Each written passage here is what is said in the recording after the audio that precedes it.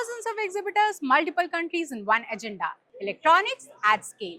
Talk about components or manufacturing tech. I am Swalpi Bajpayee for SME Futures here at Electronica India in Greater Noida, where the entire supply chain has shown up. And I'll take you where the electronic industry currently stands.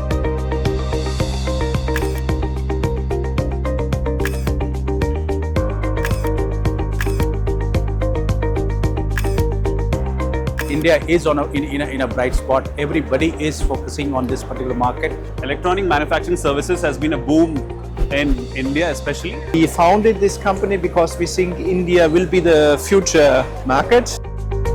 India now semiconductor is booming on.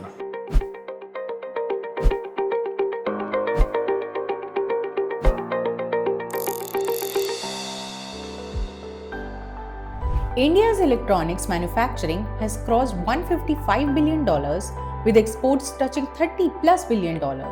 Mobile production alone, over 300 million units annually.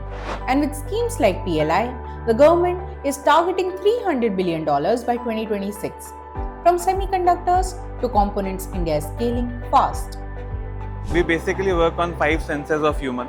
So we design audio products, we design vision. This entire category is vision product. We design payment devices and we design charging solutions. We have put up a very specific focus on reworkability, and it is called as right to repair in electronics. That's a trend which we are seeing in the electronic space. Partners for any of the companies if you want to localize the entire machine in India. So that's what we're going to solve for any of the EMS products, and we are the ones who will build the end-to-end machines. Turnkey assembly solutions, and that's how we are solving the automation part of Indian ecosystem. Earlier time, customers used to buy only the standard equipment. After the COVID, now things changed. So customer want a full solutions. So now we also moved into SPMs. Recent years we started SPMs. Selling micro dispensing devices which look like this here. We have a driver, which is a piezo stack. We have a fluidic box where a fluid passes through and a cartridge where the fluid comes from. And then there is a tappet which moves up and down and hits a nozzle insert, and then the material is jetted out onto a PCB board, a smartphone or whatever. But the gaps are real. Heavy dependence on imports, especially from China, limited semiconductor fabrication and geopolitical tensions are slowing true self-reliance. India's current R&D budget is 0.6% of their GDP, right? China's R&D budget is 2.4% of their GDP. Korea's R&D budget is 6% of their GDP. USA R&D budget is 3.5%.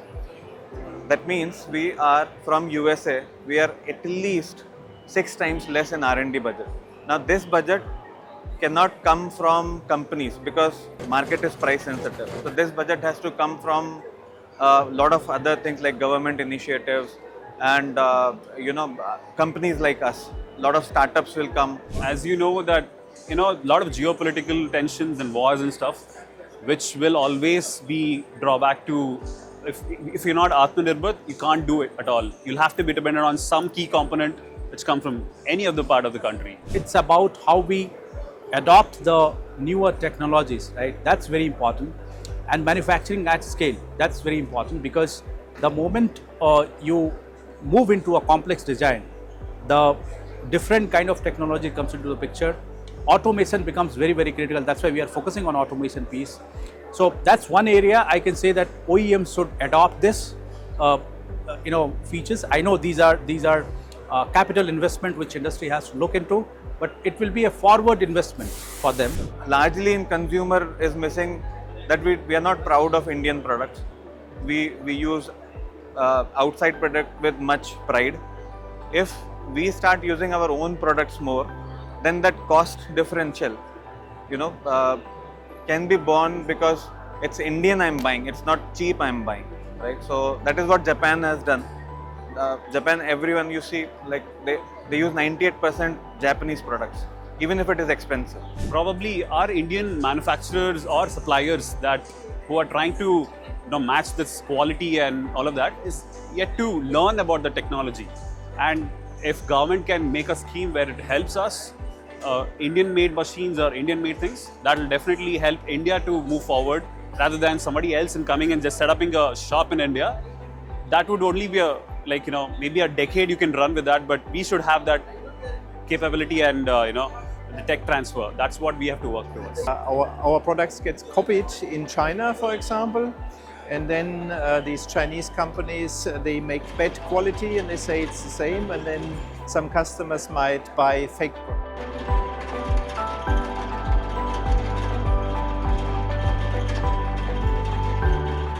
Artificial intelligence is now entering the factory floor, powering predictive maintenance, smarter supply chains, and precision manufacturing. While the efficiency is largely algorithm-driven, it is coming at the cost of sustainability. I think AI and sustainability cannot be named together, because when AI will increase and is increasing, sustainability will go down. But at the same time, for example, our cameras, these are all AI-enabled cameras. When I say AI-enabled cameras is, this can do the same job a human can do, right? Because it can see, it can analyze, it can do face detection, it can do fall detection, it can identify anything like theft, drowsiness. It can identify more than 22 parameters. If you want to go with AI, you are not going sustainable, according to me. If you see data centers and everything, you will not be sustainable at the scale that you want to go through AI. And I would say that a sustainability part is also something that we have to challenge. It's a challenge. And if you want to improve, sustainability will take a second place as of now. And if you want to be at par with the rest of the country, and AI is the one thing we should focus and develop our own capabilities for software and everything. Out of 5 NPIs, new products which we have launched here, almost 4 of them are based on the sustainability angle, right? Where we have used different type of technology, solventless technology to make that product. We have kept that into mind whenever we are developing new product. As far as AI is concerned, that's a new trend. Anybody and everybody will have to learn that art in one more or the other way. Standard equipment will not be suitable for everyone. So they need automation solutions to improvise everything. Industry leaders say that to truly lead, India needs deeper investments in semiconductor fabs, R&D, and skilled talent. So there should be some incentives for people who would buy the local equipments rather than buying, let's say, the rest of the other makes, right? So that will incentivize them to at least buy a local made or partner with some of them. In order to make stronger R&D, if government can allocate bigger funds, they are doing it already. We also got R&D funds, but it's not enough. How do you access the budget is something is still kind of a mystery. A lot of people wouldn't be able to access that very well. They need local machine builders. At the moment, we are in India because they are Chinese, Korean machine builders. They export their machine with our jetting head on this machine to India. And this is, 50 times more the sales than we can achieve here in India on our own. From government side, the incentives which always helps the various OEMs to keep reinvesting into their business.